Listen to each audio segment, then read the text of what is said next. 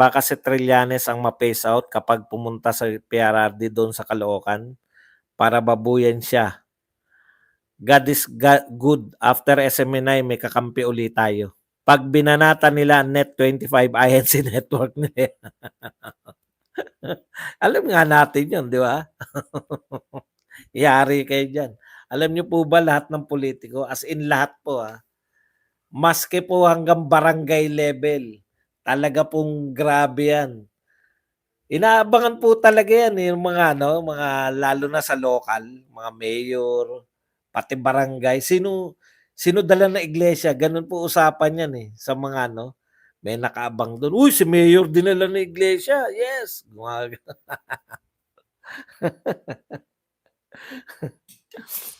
Serbadong tatayo ko. Titindig ako. Same old boring line mula kay Tambaloslos. Takot sila kay Kong Marcoleta. 25. Kala nyo walang balik si Marcoleta. Grabing ginawa kasi nila kay Marcoleta, no? Tinanggalan ng lahat ng membership, Membership, hindi na po yung chairmanship, pati membership tinanggal Kinuha lang naman yan ni Tambaloslos yung pinagsabi niya kay Trump enemy from within. Wala talaga originality to sa Penguin kahit kailan. Hindi pa ba sila nasihan sa statement ni Tatay Digong? Bakit hindi pa nila dalhin sa court? Yun na nga, Ma'am Jane, no? Ito po ang problema ng mga to. Lahat sila nagsasabi, umamin na si Tatay Digong, talagang masamang tao yan. Inamin ni Tatay. Ang dami nagsalta. Yung kinabukasan, umamin na, yan, huli ka na, makukulong ka na. Paano makukulong? Wala naman kayong sinasampa kahit isa. Wala kayong sinampang reklamo. Ayaw din nila mapahiya Lalo na mag-eleksyon. Tinatantya po nila kung gaano kalakas si Digong. Ayon nga po sa mga pagsusuri, si Tatay Digong ang pinakamalakas na endorser ngayon, 2025 election. Makikita natin yan. Kasi marami pong unknown, maraming first timer. Maliban po kay Go at Bato, halos lahat po ng kandidato ni Tatay Digong, pati po yung mga endorse niya, first time na tatakbo sa Senado. Kaya pakita po talaga natin na may pwersa pa po yung mga Duterte. Kasi once po na, di ba, ang tatapang na mga yan, ang tatapang nila na wala silang pakialam sa mga flood control. Basta pera, pera, pera. Matatapang silang subi. Pero pag nanalo po karamihan ng mga Duterte senatoriables, magdadalawang isip po sila na halimbawa po, isa o dalawa lang ang pumasok sa Duterte. Alam nyo na yan, wala pala itong mga to. Kahit harap-harapan natin, ang susi lang dyan, mamigay tayo na ayuda. Yun po yun. Yun na nasa isip nila ngayon. Eksperimento to Pag marami sila na ipanalong senador, ang isip nila, tama yung ginagawa nila. Mamigay lang ng ayuda, uto-uto ang mga tao. Ganun po yung tingin nila sa mga tao. Huwag tayong pumayag. Mangampanya tayo. Di umano today, Monday, gustong kasuhan nila Tambaloslos, Lisa BBM, si BP Sara on absence daw sa DepEd. 2 times lang daw nag-report sa DepEd.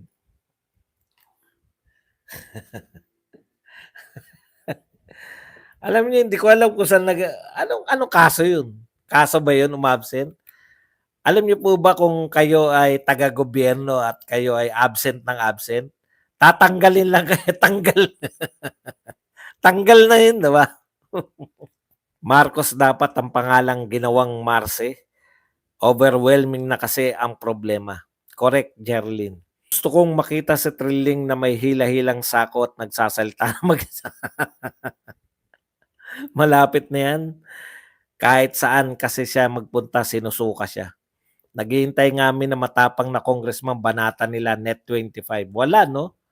Walang matapang, SMNI, lahat bumibira Pero eto, magaling din talaga yung handling ng iglesia. Yun yung pag-ano mo ng power, no? Talagang Galing. Naghihintay nga kami na 'yan, may isang mayor at prosecutor at naging pangulo si Tatay Digong. Paano nila matatalo ang 80% rating bago bumaba? Dennis, pupulutin silang lahat sa kangkungan. Katunayan, hinihintay talaga ng INC na magkamali, lalo na si Abante.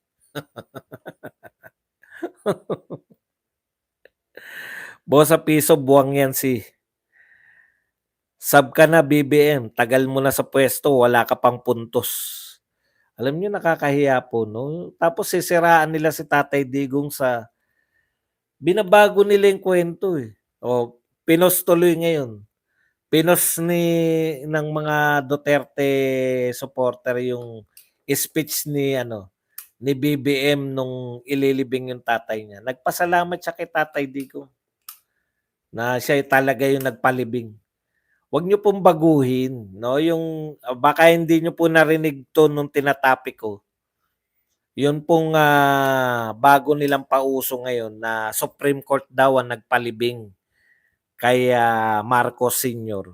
Kaya po na nagkaroon na say kasi inutos ni Duterte na sinabi niya pala na ipapalibing niya si Marcos. Dahil ayaw ng mga dilawan, yung mga kakampi ngayon ni Marcos. Ayaw po nilang malibing sa libingan ng mga bayani.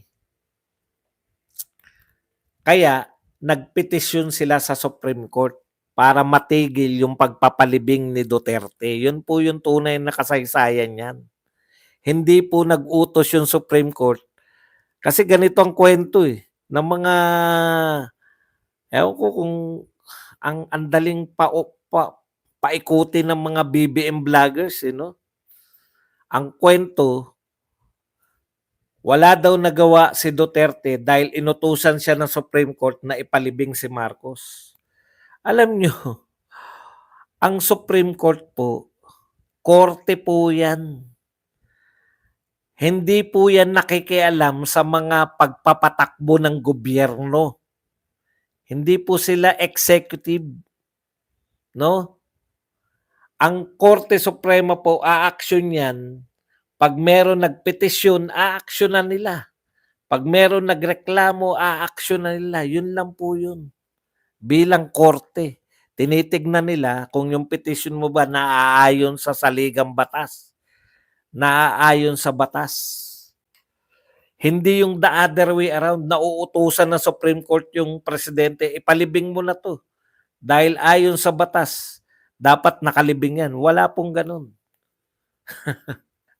May nagpetisyon po na pigilan yung pagpapalibing. Sabi naman ng Supreme Court, siyempre, babatay nila, ayon sa batas, pwedeng ilibing. Ganun lang po yung papel ng Supreme Court. Meron pong pinopropose itong Akbayan Party List. Yung party list ni Risa Ontiveros. Ito po yung tinatawag na Kaya mahihina tong utak ng mga to. Akbayan Files Kian Bill. Kian, pinangalan talagang mga mahilig, manggagamit talaga eh. Pinangalan po kay Kian de los Santos ba? De los Reyes. Ito po, yung Kian Bill prevents the killing of more innocent Kians. Imbis na dahas at bala, solusyon natin na magbibigay ng karampatang lunas at direktang lingap sa mga drug users. Hindi, no? Direktang lingap. Alam nyo, sa totoo lang, yun talagang yung mga war freak na kalingain nyo. Yung mga sinusuka na ng pamilya dahil ubos na yung mga gamit, nananakit ng asawa, nananakit ng re-rape ng mga anak, itira mo sa bahay mo. Persis and Danya. Sa bahay mo, may mga anak ka bang maliliit? Itira mo.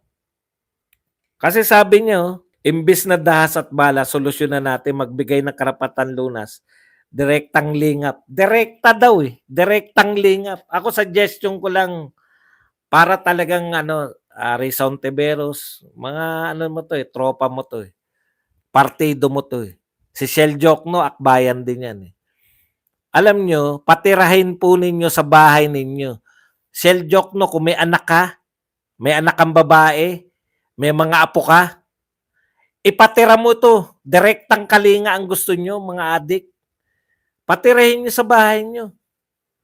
Gano'n, hindi lang yung puro tayo salita.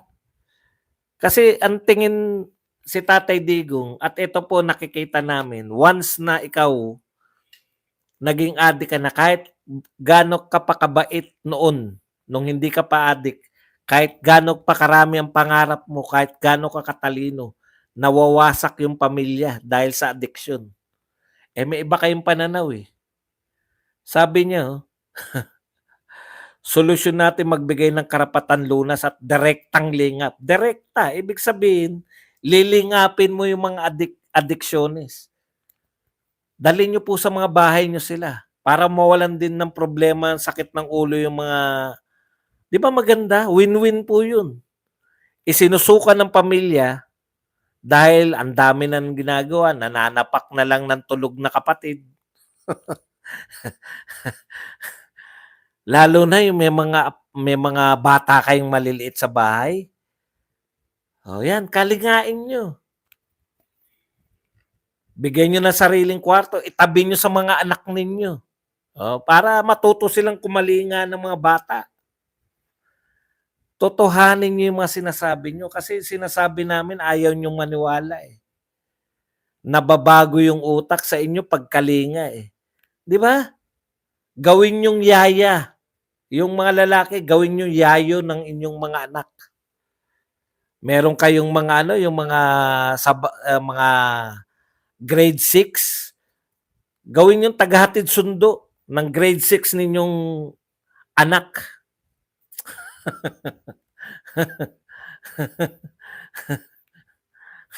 Mahirap po yun, nagsasalita kayo ng wala kayong ebidensya, eh. Kasi alam ng lahat ng tao na nagiging salot po sa pamilya, nawawasak po yung pamilya. Gano'n naman pala, humane pala, eh.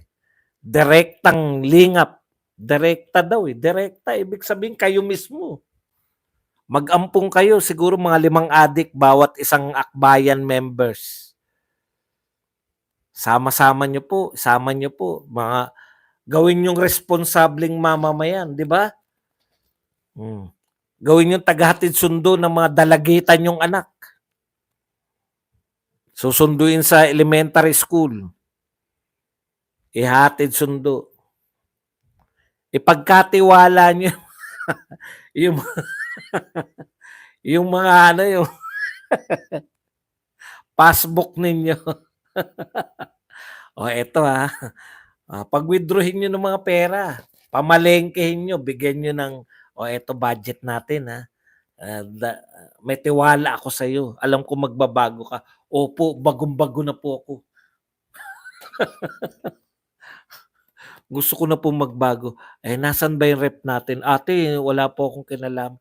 Baka na-misplace nyo lang. Nawala yung rep, na-misplace.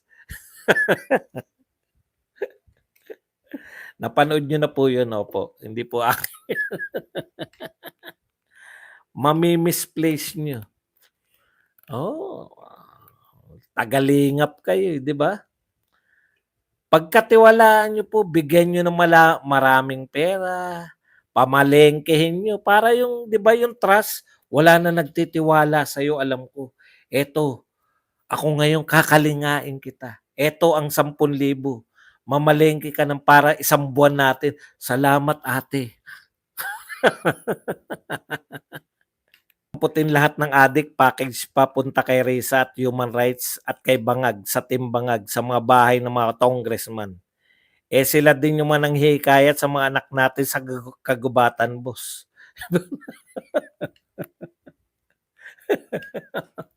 Di mas maganda. Dali nila rin kay Commander. Commander, may mga bago po tayong recruit. Commander, ano ba mo? Ganito yung Commander Ngayon, Commander 7 sa bawat 10 krimen. 7. Amik, panlima na ni Amik to. Gawin nilang tagabantay ng hardware. Mga negosyo, pagtiwalaan nyo po. Ituloy pala natin, kalimutan. Ang sabi, the proposed law bans the use of tokhang. 'Di ba? Ayaw nila yan dahil basta Duterte ayaw nila eh. Or drug list. Wala raw pong drug list. So, tsambahan na lang. Kawawa yung mga pulis. Bakit nyo nire-raid yung bahay niyan? Eh, kasama po sa drug list yan. Bawal na yan sa batas ng mga akbayan. May drug list kayo? Hindi po pwede yan. Bawal silang ilagay sa drug list. Eh, mga ano po to eh. Mga tukoy na po namin na pusher to eh. Kahit bawal sa batas oh. Bawal ang drug list. Bawal ang drug list. Paano sila manghuhuli ng pusher? Eh, basta bawal. Wala na kayong mahuhuli kasi pag tinanong yung mga pulis, bakit nyo hinuli yan? Matagal na po namin sinusubaybayan yan. Nasa listahan yan. Opo, nasa drug list. Bawal yan. May batas na bawal. Bawal ang drug list. Drug list bawal.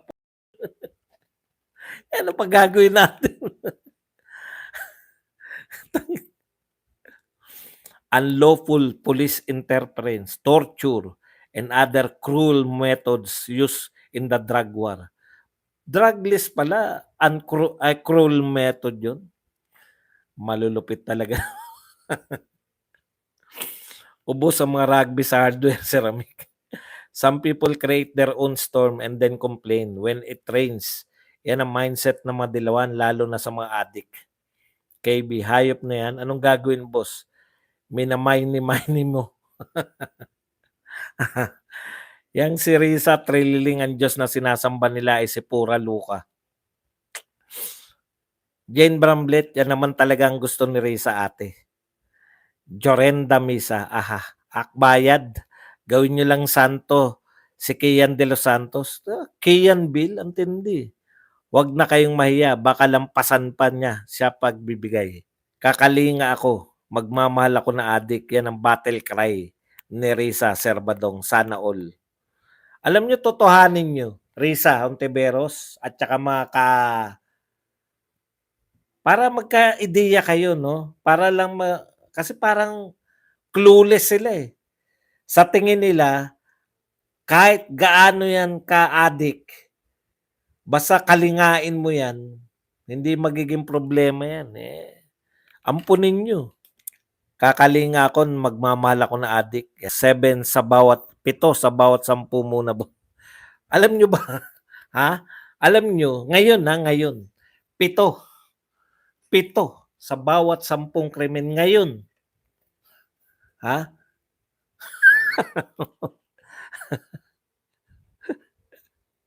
Dahil sa droga. Sabi ni Toyo, nagbalik na po ang droga. Ay, noon pa yun. Noon.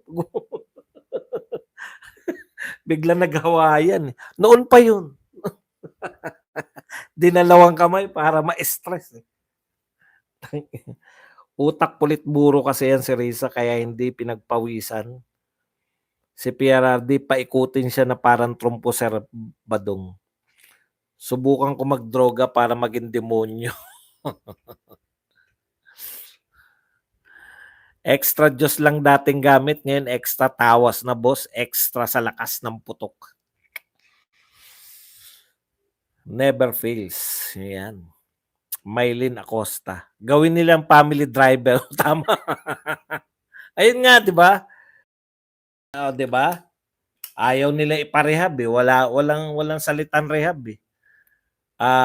Extensive psychological kung ano. Sir Badong, hindi kaya na-overwhelmed din ang Marvel?